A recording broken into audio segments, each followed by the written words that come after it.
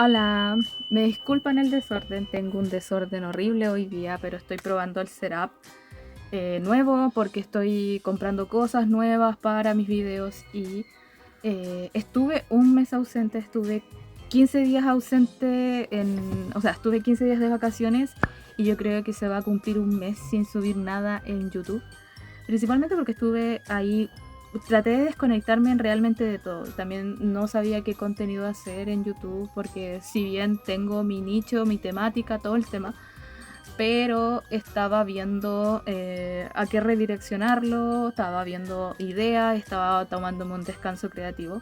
Así que me sirvió bastante. Ahora no tengo nada de cortisol en el sistema y espero que se mantenga así por un periodo.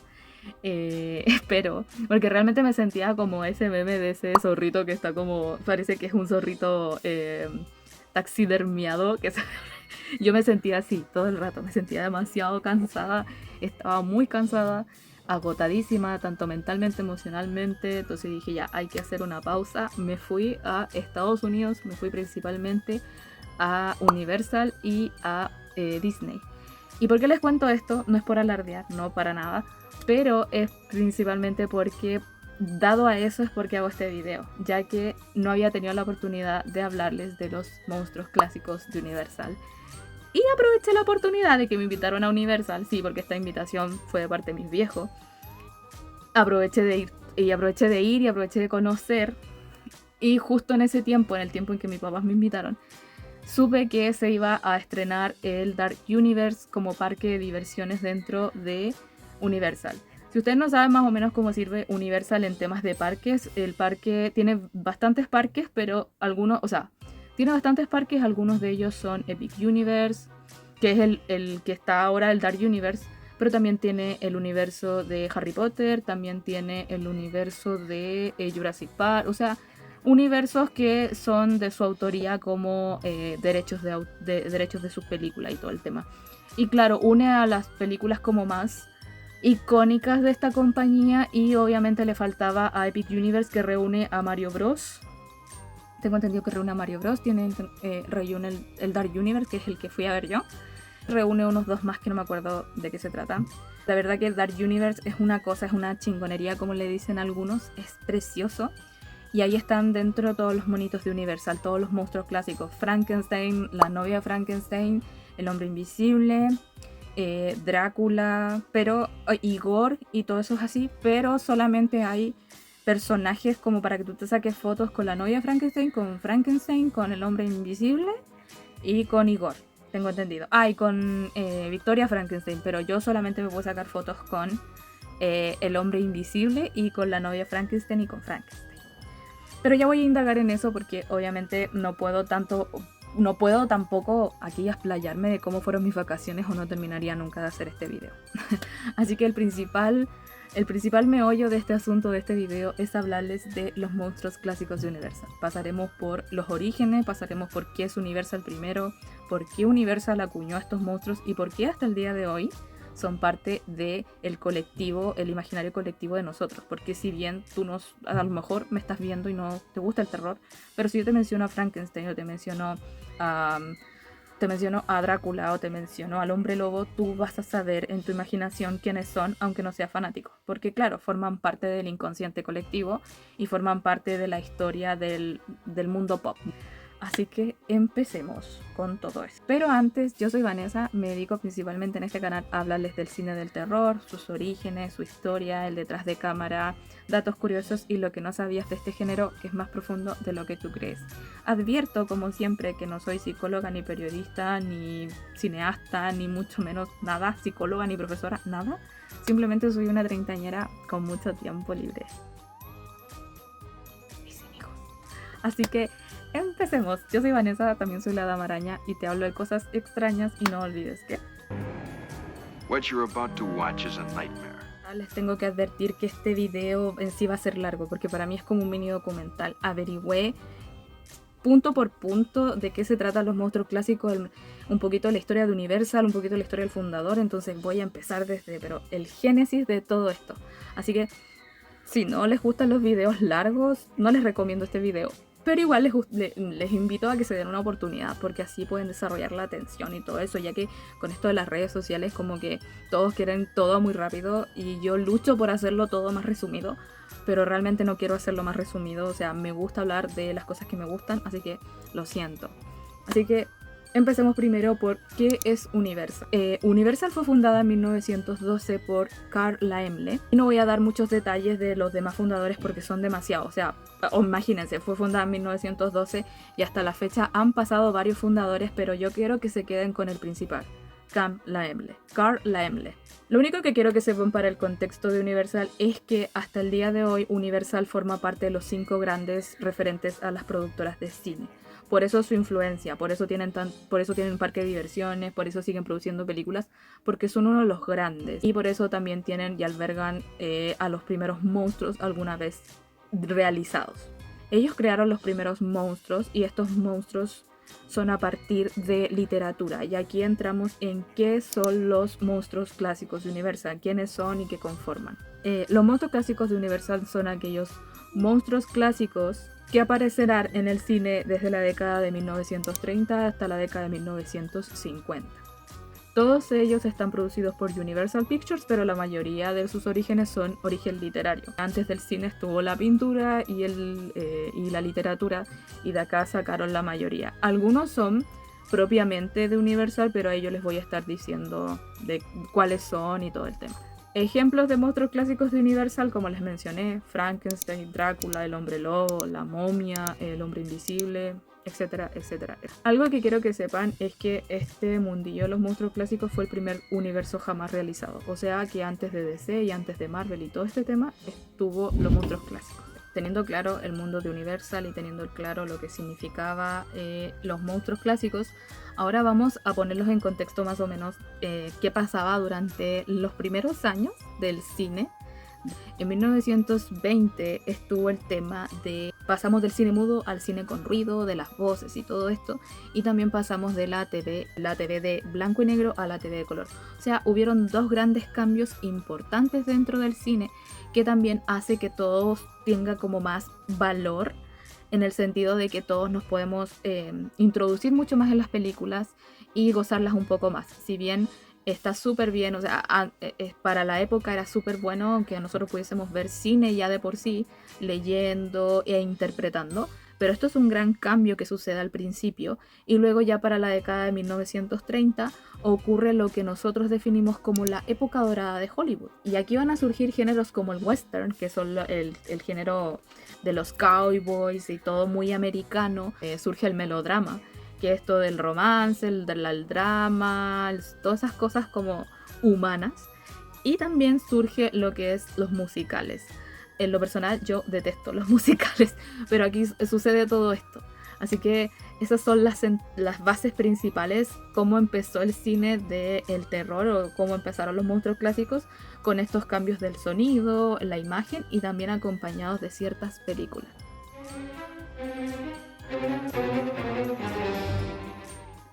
Tuve que averiguar en redes y averiguar en medios cuál fue la primera, porque algunos me decían que era El jorobado de Notre Dame, el Dr. Jekyll y Mr. Hyde, El fantasma de la ópera, pero yo decidí llevarme por la más antigua, y la más antigua resultó ser Dr. Jenkins y Mr. Hyde. Si bien no lo mencionan en mucho, no lo mencionan casi nunca, pero hay ciertas referencias dentro del Dark Universe. Tengo entendido, yo no sé si esto es verdad, pero me acuerdo que vi en TikTok un video en donde tú podías escuchar discutir a Dr. Jenkins y Mr. Hyde en el parque. Go away! You must not show yourself during the day. In the company of my friends. Pero aún así, no, eso es lo que a mí me llegó. Voy a tratar de buscar el video en TikTok. Aún así lo considero parte del mundo de Universal. Por lo tanto, porque fue producido por Universal, y a pesar de que no está dentro de la época inicial, yo siento que esta fue la base principal, esta película. Dr. Jenkins y Mr. Hyde es un libro que originalmente fue escrito por Robert Louis Stevenson, pero la película está dirigida por Heather Brennan. Esta película fue hecha para Universal cuando aún se llamaba Independent Moving Pictures. Probablemente por eso no se menciona mucho dentro del mundo de Universal, porque esta película fue producida cuando ni siquiera era Universal, sino que era Independent Moving Pictures, por sus siglas IMP. La película se trata básicamente del Dr. Henry Jekyll, que es un hombre que averigua una manera de cómo separar su personalidad entre una buena y una mala, pero el problema yace, y es parte de la trama, que la parte mala empieza a apoderarse del Dr. Jekyll. Y de ahí yace todo este problemita que surge en la película y surge dentro del libro. Tienen muchas similitudes. Igual les voy a mencionar dentro de las siguientes películas si hay diferencias del libro con la película, pero aún así esta es como la principal trama de esta película. En 1923 saldría El jorobado de Notre Dame, dirigido por el doctor Wallace Worsley, y esta resultó ser muda. Recordemos que durante toda esta transición de películas pasaron los cambios, no que inmediatamente cuando surgió el cine de sonido ni el color en el cine inmediatamente se fueron las películas, no. Esto fue algo como pausado y fue desarrollándose a medida que inició las películas del horror de Universal. Esta película era muda y está basada en un libro llamado Nuestra Señora Paris del escritor Victor Hugo. La trama básicamente se trata de Quasimodo, que es un hombre campanero, sordo y está un poco ciego. Aparte tiene una tremenda joroba, por eso el jorobado de Notre Dame. Todo acontece cuando Quasimodo es convencido por parte de su jefe de secuestrar a una gitana llamada Esmeralda. Al llegar, Esmeralda se mete en un lío dentro de esta llegada y resulta que Quasimodo llega y la salva, ya que esta mujer es condenada a la horca después de esto. Aquí es importante mencionarles que acá surgen dos pilares fundamentales dentro de este mundo de los monstruos clásicos. Tenemos a Alfred Grasso, que es productor, y luego tenemos a Lon Chaney, que es actor estadounidense, que fue actor estadounidense, y quiero que se queden con esos dos nombres y principalmente con Lon Chaney porque van a formar parte de lo que son los monstruos clásicos de Universal. Algo que les voy a mostrar, yo creo que en fotos, es que cuando fui a Universal hay una parte en donde tú podías ver shows de terror en donde te explicaban más o menos de los maquillajes y cómo salen los maquillajes de efectos especiales para las películas de terror. Y había una pared dedicada a Lon Chaney. De hecho había una estatua de Lon Chaney. Tengo fotos se las voy a mostrar. ¿Por qué es importante este actor? Principalmente porque ese actor junto con el productor que les hablé, Alfred Grasso, deciden comprar los derechos del libro, que es Nuestra Señora Paris, para poder hacer esta película. Y nadie los quería como financiar. Estuvieron incluso intentando por Alemania y todo el tema, pero nadie los quiso apoyar y el joven Universal los toma y hace esta película. Dato curioso, y quiero que se queden con ese dato porque Lon Chaney será mencionado en varias partes de este video. Fui a buscar agua porque estaba muriéndome de sed. Siempre se me olvida que tengo que tomar agua mientras hago videos porque hablo como... Luego en 1925 sale El fantasma de la ópera o The Phantom of the Opera, dirigido por Rupert Julian. Lo siento si leo, pero es mucha información. Esta película es la primera película conservada, ya que hay una que nunca se pudo recuperar y es mucho más antigua, pero esta es la que se recuperó y la más antigua y todo el tema. Esta película está basada en un libro bajo el mismo título y está escrito por Gaston Leroux, que es un escritor francés. Aquí mencionamos a Lon Chaney de nuevo porque sí. Junto con esto de que se produjo El jorobado de Notre Dame, luego ya Universal lo contrata para hacer más películas. Acá tenemos un protagónico de nuestro querido Lon Chaney. Este hombre interpreta un fantasma llamado Eric. Intenta bajo todos los medios posibles hacer que la mujer del que está enamorado, Christine, sea parte del protagónico de un show en el teatro que viven ambos. Está de más decir que este fantasma está enloquecidamente enamorado de esta mujer, está súper obsesionado y hará lo que sea para que Christine logre el protagónico del papel de la obra que él quiere que ella sea súper exitosa. Para eso, él incluso empezará a perpetrar crímenes con tal de hacer feliz a su amada. Nunca acepten menos. Eric es el estándar de las girls. Esta película es súper parecida de la obra del libro, así que quédense con eso. 1927, Drácula, Lon Chaney y el crack de 1929. Si me llegan a ver en otra escena, quiero que me tengan paciencia, principalmente porque este video es tan largo, yo de repente voy a tener que poner pausa. Porque aquí no vivo sola y de repente siento ruido, entonces tengo que poner pausa y esperar un tiempo y luego volver a grabar. De hecho, no sé si se sintió un ruido acá porque están llamando a mi viejo. ¿Sí? Todo lo que les voy a hablar es súper importante porque aquí ocurre como un paréntesis, ya que aquí surge un icónico que es Drácula, surge algo con Lon Chaney y luego pasa lo que es el crack de 1929 y les voy a explicar más o menos de qué se trata. En 1927 se estrena en Broadway Drácula, que está escrita por Bram Stoker, y este libro originalmente está creado en 1897, donde nos cuentan la historia de Jonathan Harker, que es un hombre que tiene que ir a Transilvania a cerrar un trato de una casa con un hombre bastante misterioso y bastante excéntrico, llamado el Conde Drácula. Esta es como la historia inicial de este libro, o sea, es como la primera historia de alguna vez hecha de Drácula, es el origen de Drácula. Obviamente más adelante se van a ver muchas adaptaciones. Yo creo que Drácula es uno de los libros más adaptados del terror, porque hay muchas versiones. Ahora salió una que es de o sea, tengo entendido que ahora sería una versión nueva, pero lo más importante que tienen que saber es que en 1927 se va a estrenar esta obra, se estrena esta obra en Broadway y obviamente quedaron todos encantados con la obra. Carl Laemmle Jr., que es, ojo, que no se confundan con el fundador. No se confundan con el fundador. Carl Laemmle Jr. es el hijo del fundador que les mencioné originalmente, por eso les puse Jr.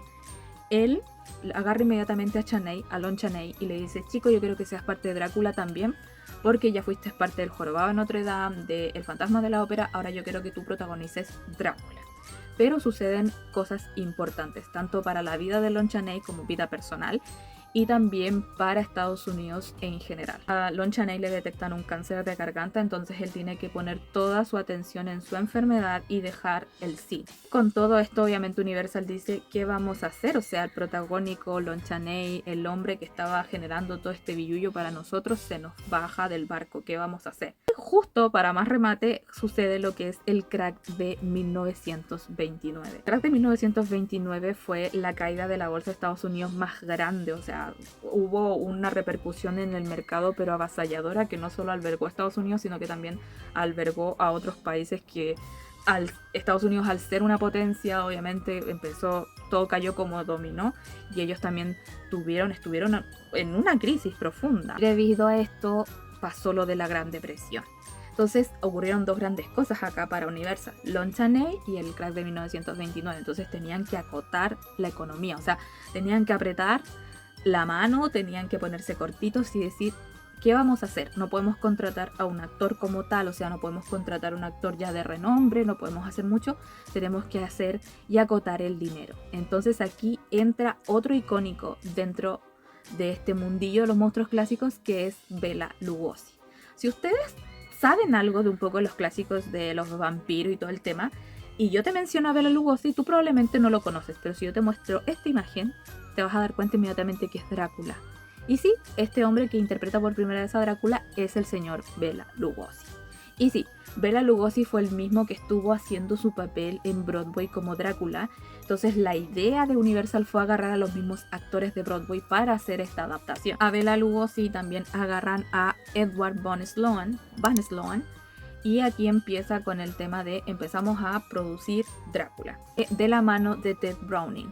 Y así es como en 1931, el 14 de febrero, para el Día de los Enamorados, se estrena Drácula, logrando todo un éxito. Para más remate, durante todo ese estreno fabulosísimo de Drácula, empieza también y se lanzaría Frankenstein, que está basado en el libro de Mary Shelley, que yo he hablado alguna vez de este libro y hablé de Mary Shelley, y les voy a dejar aquí el enlace en la descripción para que ustedes lo puedan ver, porque la historia de Mary Shelley es un chismecito jugosísimo, es un tecito jugosísimo, porque esta mujer no solo creó a uno de los monstruos más clásicos del terror, sino que también su vida fue bastante polémica, así que si quieren ver ese video, se lo dejo en la descripción.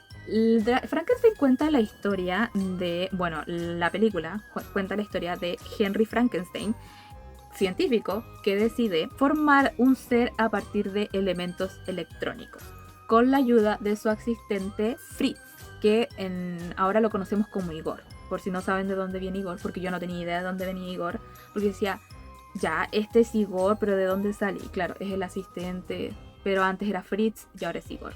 A diferencia del libro, es como casi lo mismo, pero en el libro es Víctor Frankenstein, que él a partir de restos humanos crea Frankenstein, y Frankenstein sale como una anomalía y a él no le gusta porque es como muy anómalo, es muy feo, entonces lo deja botado. Y esa es como la principal trama. Aunque mantienen la misma línea, no hay muchos cambios aparte de como cambiar un par de nombres y cambiar ciertas cosas. Pero mantienen la misma línea de esta anomalía que fue creada a partir del humano creyéndose un dios y sale una idea nada que ver. Y esta película marca un precedente para la productora, ya que resultó ser aún más taquillera que Drácula, entonces es considerada la más taquillera de Universal dentro de esta categoría, así que es importantísima Frankenstein para la productora. Películas de monstruos por montón.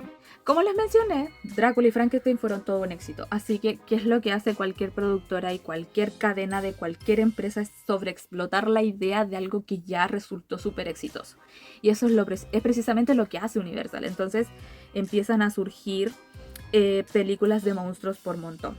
Entre ellas tenemos La momia de 1932, que esta es la primera película con una historia original de la productora, o sea que no sale en ningún libro, no es de ningún libro, etc. Esta historia relata cómo unos arqueólogos se topan con la tumba de un sacerdote del antiguo Egipto. El sacerdote de este antiguo Egipto se enoja y empieza a buscar venganza. De seguro ustedes conocen esta película por la versión de Brendan Fraser, que interpretó Brendan Fraser, porque yo sí, de hecho mi escena más favorita es la que van todos caminando diciendo el nombre de Imhotep, que es precisamente cómo se llama este sacerdote. Esta película es interpretada por otro icónico que aquí aparece, que es Boris Karloff. Ahora ya tenemos 3 clásicos, que es nuestro señor Lon Chaney, Bela Lugosi y Boris Karloff. Luego en 1933 llegaría otro icónico, que es El hombre invisible, dirigido por James Whale. Me encanta esta película, o sea, yo vi otras versiones, no había visto la original, así que apenas pueda voy a ver esta original, porque yo había visto otras versiones y se modificaron muchas cosas. Pero esta película está principalmente inspirada en J.G. Wells y está bajo el mismo título, El hombre invisible, en donde se cuenta la historia de un hombre que logra hacerse invisible mediante una fórmula extraña, pero esta fórmula lo corrompe porque empieza a darle mal uso de este poder de hacerse invisible.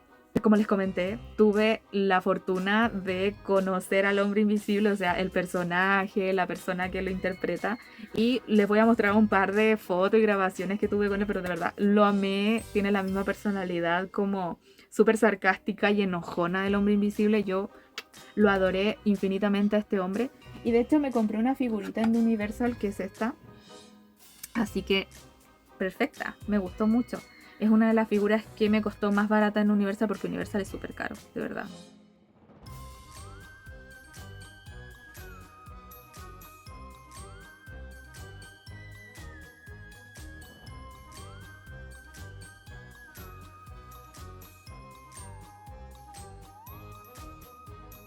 Un ojo en la cara, todo. Pero este me encantó. De hecho, me tomé un traguito, que también les voy a mostrar una foto, que se llamaba Monocaine, y era la fórmula del hombre invisible. Y si alguien de ustedes va a Universal, pidan un Monocaine dentro de los parques de Dark Universe, dentro del parque, y se pueden llevar la cosita del Monocaine. O sea, ya se lo voy a mostrar, porque ya que me insistieron. Si tú pides el trago vale $12 más o menos, que a mí me costó. Yo me pude quedar con el vasito. O sea, excelente, o sea, gran servicio. Y no tiene alcohol, es solamente como bebida energética. Es muy dulce, eso sí, si no te gusta lo dulce, prefiero que no lo intentes, pero si quieres ganarte esto. Es muy estúpido, pero lo encontré tan bonito que fue como mi cosa más preciada dentro del parque durante todo el rato. Tanto Frankenstein como El hombre invisible son dirigidos por James Whale. Así que se convierte básicamente en el regalón de estos proyectos. Como que tomaron a los actores, se convirtieron en regalones, y también los directores, y por eso James Whale se convierte como uno de los primeros en afianzarse, se dice la palabra, con Universal, y se convierte en el preferido cuando se trata de estas películas. Así que la EMLE empieza a hacer secuelas de estas películas. Igual acepta solo si se le daba la creatividad total de estas películas, para que vean que el tema de la creatividad y el tema de poder tomar decisiones con respecto a cómo diriges una película es muy importante, incluso desde esta época. Porque él también, al igual que todos los directores, aprecian mucho que se le dé total libertad creativa, ya que ellos pueden explorar, pueden hacer las cosas más a su manera, y yo creo que todos queremos hacer las cosas a nuestra manera, pero para que vean que desde siempre los directores han buscado andar con la batuta. Debe ser muy fome dirigir algo y no totalmente usar tu creatividad, sino que adaptar tu creatividad a otros, en vez de hacer las cosas como a tu manera. Le dejo hacerlo, ya que digo, ya, si tú pones estas condiciones, perfecto, hagámoslo, pero hazlo tú, ya que ha habido éxito en las otras películas. Luego empezaría todo el tema de lo que son las secuelas de estas películas. De hecho, aquí aparece la primera mujer icónica dentro de los monstruos del terror, que es la novia de Frankenstein, y está interpretada por Kathy Nana. De hecho, yo me tomé una foto con estos dos también icónicos. Aquí les voy a mostrar un par de fotos. Muy lindos los dos. Y Frankenstein mantenía su personaje ya también. O sea, ellos hablaban así como muy loquito. Y yo andaba con un gorrito que era... Si se dan cuenta, ese gorro tenía como el pelo de la novia de Frankenstein, porque ese gorro es como de esa merch. Y ellos hablaban así como... Uy, me encantaba porque mantenían el personaje. No rompían nunca personaje, y eso era lo fascinante, como que te hacía seguirte dentro de este mundo y te hacía sumergirte mucho más en el parque. Pero no todo es diversión, no todo es risa, porque algo pasaría.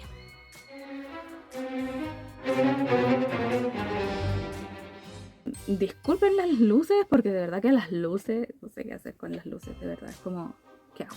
Después del éxito de la novia de Frankenstein, después del éxito de Drácula, obviamente empezarían a ver con el tema de las secuelas y empezarían a pensar en hacer la hija de Drácula. Pero empiezan a suceder ciertos problemas, y es que muchas productoras de cine se dan cuenta del éxito que está teniendo Universal, por lo tanto dicen, vamos a tener que empezar a hacer también películas de monstruos. ¿Y qué pasó?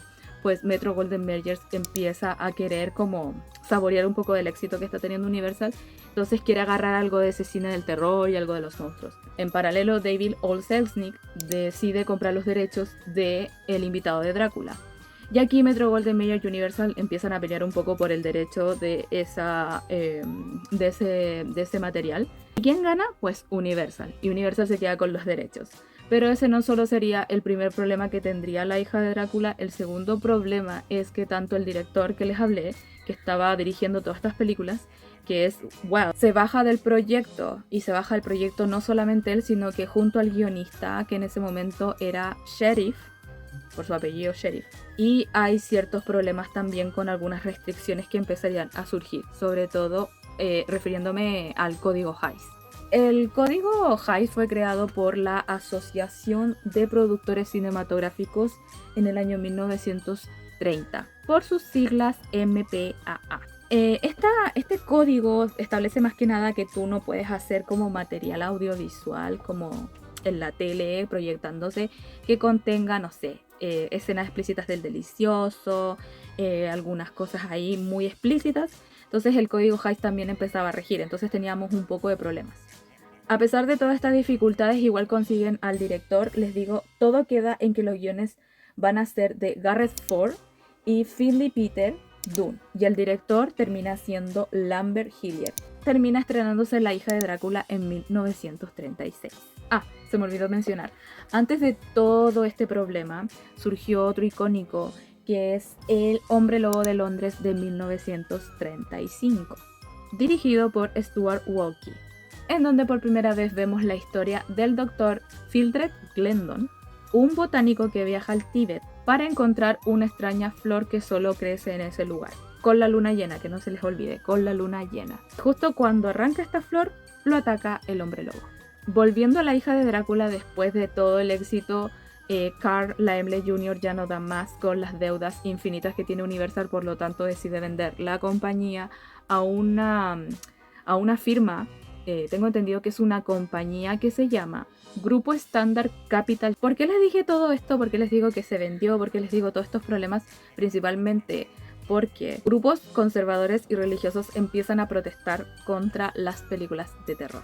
Sí, ya se iba a meter la religión, claro que sí. Obviamente el terror tiene una fama de ser del diablo, como la música metalera, como, no sé, toda la cosa que tenga que ver con un poco como el tema darks o el tema como más controversial, en donde hablamos de sangre, de lo que está atrás mío, obvio, todas esas cosas.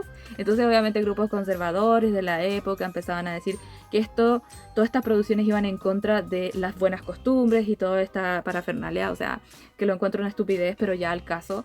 Lo que me parece súper conflictivo es el hecho de que empiecen a protestar por este tipo de cosas, siendo que ellos no están obligados a verlas, pero aún así protestaban como si estuvieran en el derecho, pero ese es otro tema. Lamentablemente el género del terror pasa a ser dejado de lado y yo creo que esto repercute por muchos años y repercutió por muchos años en otras producciones, ya que el cine del terror pasó a ser algo como secundario para hacer, y aquí toma más la batuta western, los melodramas, todo lo que les mencioné, que el western, melodrama, los musicales, y el género del terror se va dejando de lado, siendo que fue lo principal que reunió gente que le gustase. O sea, las cosas de terror fueron como las primeras cosas que atrajeron la atención dentro de este tipo de productoras, pero aún así por el tema de las protestas y por el tema de todos estos grupos que les mencioné, empezaron a ya a enfocar más todo en los westerns, en los melodramas, en los musicales, en romance, qué sé yo, y ahí toda la diversión se nos fue.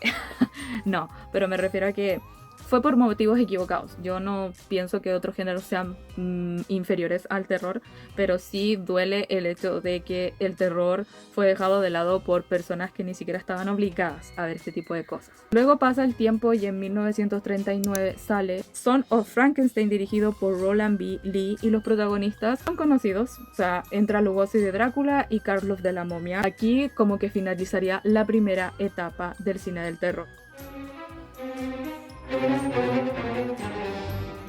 En 1940 saldría El hombre invisible regresa, La mano de la momia, La mujer invisible, que aquí entra otra mujer dentro de este mundillo de los monstruos clásicos, que es Virginia Bruce. Y en 1941 saldría El hombre lobo como tal, dirigido por Josh Wager, en donde el protagónico se lo lleva Lon Chaney Jr. Sí, el hijo de Lon Chaney principal. Por eso para mí es importante haberles mencionado a Lon Chaney al principio, porque él, aparte de dejar un legado propio, también dejó un legado junto con su hijo, ya que su hijo siguió los pasos de su padre. De hecho, consideraron poner a Lon Chaney Jr. porque tenía la misma apariencia física que su padre, y consideraron que era un gran tenía un gran cuerpo y una gran prestancia para interpretar al hombre lobo. Y sí, resultó principalmente muy exitosa esta película. Tanto Lon Chaney papá como Lon Chaney Jr. forman parte importante de la historia de los monstruos clásicos. En 1942 ya saldría El fantasma de Frankenstein, dirigido por L.C. Keaton. Aquí también entra Lon Chaney Jr. Y aquí comienza también el declive del terror, porque todo lo que sube tiene que bajar, incluso en un género tan interesante como lo que es el terror. Este año también van a salir secuelas como El agente invisible y La tumba de la momia. En 1943 sale Frankenstein conoce al hombre lobo. En 1943 también saldría El fantasma de la ópera, El hijo de Drácula. En 1944 también saldría La venganza del hombre invisible, La casa de Frankenstein, La maldición de la momia. En 1945 La casa de Drácula. En 1946 La loba de Londres. En 1948 Abbott y Costello conocen a Frankenstein. En 1951 Abbott y Costello conocen a Hombre Invisible. En 1953 Abbott y Costello conocen a Dr. Jekyll y Mr. Hyde. En 1955 saldría La venganza de la criatura. En 1955 también Abbott conoce a la momia. Y en 1956 saldría La criatura camina entre nosotros. Y ahí le damos finalización a todas las películas de los monstruos clásicos. El monstruo de la Laguna Negra o La criatura de la Laguna Negra de 1954. Esta película también se llama Creature from the Black Lagoon. De hecho, me compré una polera. Les voy a mostrar la polera en una fotito porque la amé. Y esta película está dirigida por Jack Arnold y esta historia se sitúa en la Amazona, cuando descubren una mano fosilizada del periodo devónico, que se cree que pertenece a una criatura marítima y terrestre. La trama básicamente va a girar en encontrar el resto del cuerpo. Aquí es donde este monstruo se coronaría como otro clásico. De hecho, también les saqué foto a este monstruito cuando fui a una tienda. Así que también es parte de, porque una vez que ves la picture es el único monstruo que ves junto con el hombre lobo.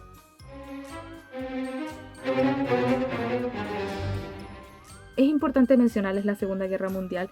Destapaba. Es importante mencionar la Segunda Guerra Mundial porque aquí fue uno de los motivos por el cual el terror se empezó a ir en picada. ¿Por qué? Al ver tanta cosa y al cambiar una realidad pasar de una realidad tan tranquila y pasiva a una realidad en donde prácticamente luchabas por sobrevivir. Claro que el cine del terror ya no sería igual porque ya no daba miedo a las mismas cosas. Y esto es un problema que surge mucho, sobre todo en los géneros más importantes, dependiendo del humor de la persona, que es el terror y la comedia. No da lo mismo, o sea, no, las cosas que te dan miedo por ejemplo, le podemos preguntar a una persona adulta mayor qué es lo que le da miedo a una persona más o menos pequeña y así. Y es todo referente a lo que vive, a sus acontecimientos, a su entorno, etc. Entonces era obvio que después de un suceso tan grande como es la guerra, empezarían a surgir este tema de, pues, ya no da miedo el monstruo de la Laguna Negra, ya no da miedo el hombre lobo, ya no da miedo Drácula, da más miedo el ser humano en sí. Entonces el terror se va en declive porque o sigues igual o empiezas a reinventarte, que es lo que le pasa a todas las cosas y a todas las personas. Se tienen que reinventar para seguir. Y esto fue algo súper importante para que el terror siguiera surgiendo. Y aquí surgirían otros géneros, pero no estamos hablando de eso, sino que también estamos hablando de lo que era, pues, ¿qué hacemos? O sea, el terror ya no es lo mismo, ya las cosas no dan lo mismo miedo. Entonces, ¿cómo averiguamos qué es lo que le da miedo a esta gente después de estos acontecimientos, que es la güera, como le dicen, para que no me bajen el video? Universal decide tomar la sabia decisión, no sé si sabia, pero deciden tomar la sabia decisión de darle fin a los monstruos clásicos de Universal debido a la Segunda Guerra Mundial. Entonces deciden, ya sabes que ya no da miedo a las mismas cosas, vamos a tener que darle fin. Pero lo hacen de la forma más icónica posible, haciendo parodias de sus propias películas. Y aquí es donde entra el tema de Abbott y Lou Costello, que básicamente son películas seguidillas de secuelas parodiadas de las películas que alguna vez fueron exitosas o fueron icónicas. Y lo fascinante de todo esto es que contaron con la participación de los actores originales. Estuvo Bela Lugosi, estuvo Chaney y todo el tema, a excepción de Karloff, que de La Momia él no participó, pero resulta que esto termina siendo todo un éxito. O sea, las parodias también resultaron siendo un éxito y yo creo que esto también ayudó a que todas estas películas se catapultaran como icónicas, ya que no solo son películas que determinan algo de terror, sino que también son películas que podemos hacer curas de ello o burlarnos de ello sin que sea todo tan serio. Yo de verdad amo las parodias de películas de terror porque me río mucho por las referencias y también me gusta porque no es tomada muy en serio, no es tomada muy en serio dentro de como hacernos reír. No digo que las películas de terror no tienen que ser tomadas en serio referente a premios y calidad, no. Pero sí, dentro del mundillo divertirse un rato no está mal. Es importante mencionar que a pesar de que le hicieron parodia y estuvieron los mismos actores, no tiene nada que ver con el lore de los monstruos clásicos originales. O sea, a pesar de que seguían, por ejemplo, no sé, Bela Lugosi, Drácula y le hacía parodia, no quiere decir que esto esté vinculado con la primera de Drácula, no sé si se entiende. Nada tiene que ver la Drácula de humor con la Drácula original, sino que todo es mundo aparte, son lores distintos, pero aún así tienen los mismos actores. Y eso es importante destacarlo para que no nos confundamos.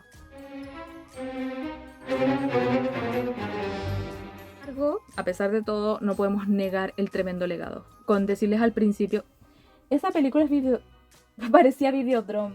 Lo siento. A pesar de que estas películas pasaron por su éxito, su fracaso, lo que sea, no hay que negar que sí formó un legado. O sea, como les dije al principio de este video, todos dentro de nuestro inconsciente sabemos quién es Drácula, Frankenstein, lo que sea. Incluso personas que ni siquiera... personas que son menores de edad incluso. Que si, no sé, su papá o su hermano mayor les habló de este tipo de películas y las vieron. Y si no las han visto, les recomiendo. O sea, es parte del pop. Es parte de todo este universillo. Por favor, dense el tiempo de ver los clásicos del terror. De verdad. No tiene que ser los monstruos de Universal, pero puede ser otra. Durante estas primeras películas se utilizó mucho el estilo llamado expresionismo alemán, que creo que alguna vez les mencioné de qué se trataba el expresionismo alemán. El expresionismo alemán fue un movimiento cultural, pero en el cine nos podemos referir a ese tipo de cine en donde no todo es tan literal, o sea, nosotros podemos expresarnos sin la necesidad de expresarlo de una forma como coherente. Por ejemplo, se representan las situaciones de forma muy subjetiva. Por ejemplo, no sé, una rosa puede representar la juventud de una persona en una película. Una taza de agua caliente puede representar la maternidad y así. O sea, se juega con la subjetividad en el expresionismo alemán y también se juega con los colores, se juega también, se pone más énfasis en el mensaje más que en que todo se muestre literalmente. Es más que nada la belleza del cine como indirecto. Quedémonos con eso para el cine, porque obviamente el expresionismo alemán es un movimiento cultural completo, entonces abarca muchas cosas. Pero quédense con esa idea para lo que es el expresionismo alemán dentro del cine. La iluminación solía ser contrastante en este tipo de películas y había un decorado bastante extravagante. Junto con este estilo, las películas solían ser de alto presupuesto, pero después del Hombre Lobo bajaría un poco a lo que sería estas películas de lo que hoy conocemos como las películas de clase B, que son principalmente las películas de bajo presupuesto y que no tienen publicidad. Sin embargo, a pesar de todo esto, siguen siendo buenas. No quiere decir que sean malas. No confundan el bajo presupuesto con cosas de mala calidad, porque no es así. No, aquí voy a dejar este video principalmente porque quiero hacer un mini documental de este tipo de películas. Mi segundo video quiero que se trate de seguir con esta línea, porque les voy a hablar de Revival, que es principalmente esta productora que juntó todas las películas clásicas de los monstruos clásicos de Universal y los hizo un poquito más jugosos. O sea, utilizamos más el gore, utilizamos más la sangre, utilizamos más todo esto visceral y también sentaría las bases para cómo conocemos el terror de hoy en día, porque si bien está el terror clásico que muestra un poquito más del expresionismo alemán, como les mencioné, luego vendrían estas películas que conocemos hoy que es un poquito más visceral. Y esto comenzaría con Revival, pero esto ya lo voy a dejar para otro video porque quiero empezar a investigar, porque quedé en Revival y luego yo me fui de viaje, así que este es mi video por el día de hoy. Quiero escucharlos, o sea, quiero leerlos en los comentarios si les gustó este video. Si quieren que haga la segunda parte, que aquí viene el revival y todo este tema, aún así lo voy a hacer, porque es mi canal. Aún así lo voy a hacer porque me parece importante hacerlo, ya que aquí lo comprometo, pero aún así igual quiero que me digan si les gustaría ver esto. Ya así puedo ir analizando si esto da para que la gente lo vea o para que no lo vea. Ustedes son las personas que determinan qué tipo de estilo puedo ir agarrando o qué cosas voy a mencionar y qué cosas no voy a mencionar a futuro. Así que los leo en los comentarios. Suscríbete si no lo has hecho y ves mis videos. Suscríbete si te gustó este video. Dale like si te gustó este video. Recuerda que teniendo una interacción conmigo yo puedo seguir haciendo ese tipo de cosas. Me encanta averiguar de las películas de terror. Me encanta averiguar del cine del terror. Así que, pues nada, les mando un beso enorme, se me cuidan y tápense en la noche, porque viene el cuco. Chao. Se me había olvidado decirles, métanse a Instagram y síganme en La Damarana. Ahí subo contenido constante de cosas de terror que me gustan, recomendaciones, mi vida personal. Y ahí van a ver fotos de mis vacaciones. Y van a poder ver un poquito de cómo fue conocer a estos personajes. Así que los invito a que me sigan allá también. Y bueno, esto ha sido todo. Me voy a dormir.